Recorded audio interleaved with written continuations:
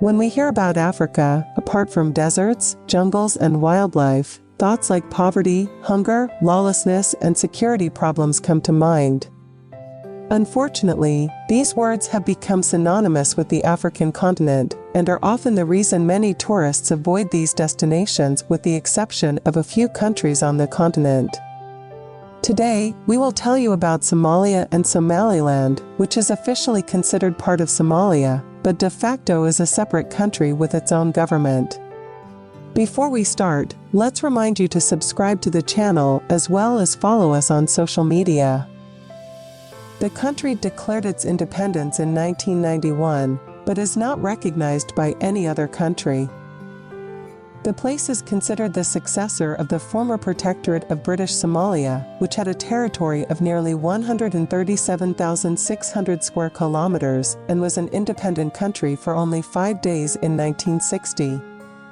It borders Ethiopia to the south and west, Djibouti to the northwest, and Somalia to the east. The problems between Somaliland and Somalia make the border area between the two countries extremely dangerous for tourists and civilians. Especially in the Somali part, it is very likely that you will become the target of violence, robbery, and even murder, since the country is completely lawless and a large part of the population is armed. If you really want to visit this place, for your own sake, go to Somaliland and stay away from Somalia. In the very recent past, Somali pirates were very famous due to the fact that they carried out major raids on merchant ships passing by their coast. Today it can be said that piracy exists, but on a much smaller scale. Note that in order to enter the country, regardless of what passport you have, you will need a visa, which you must obtain from the Somaliland embassy if there is one in your country, and you must also present an immunization passport for diseases such as yellow fever, hepatitis, and tetanus. Immunizations are required for your safety, as if you don't have them, the chance of returning with some insidious infection from this country is huge. The unrest and lack of good governance in the country have completely collapsed the health system, if one can speak of one at all.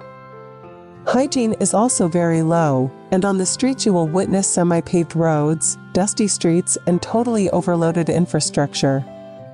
Drinking water in the country is in short supply, and the water that flows into their water supply system is full of microbes.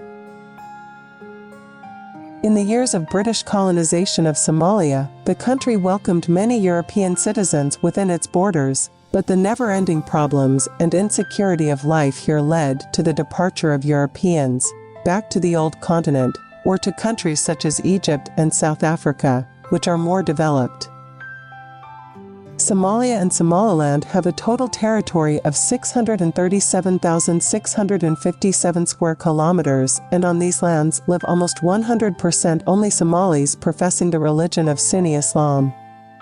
In both countries, paying by card is taboo, and you won't be able to use a debit card anywhere except at the airport.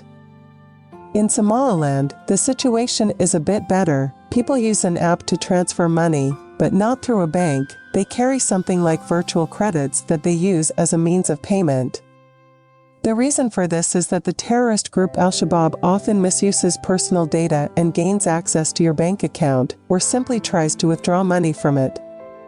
If you have already decided to visit these places, always be alert and beware of the thousands of scammers who are every kilometer. According to reports from tourists in Somaliland, the people are good, even friendly. There is a telephone and internet network there, but like most things here, the poles are a mess and full of cables, and even walking past them can be very dangerous in some cases. As I mentioned a while ago, the water problem here is very big.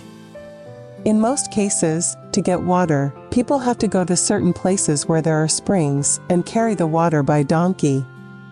In both places, there is a major problem with shelter, and many people live in makeshift huts made of tin, cloth, or wood. All in all, most likely none of you will want to visit Somalia, but we hope that with this video we have enriched your general culture.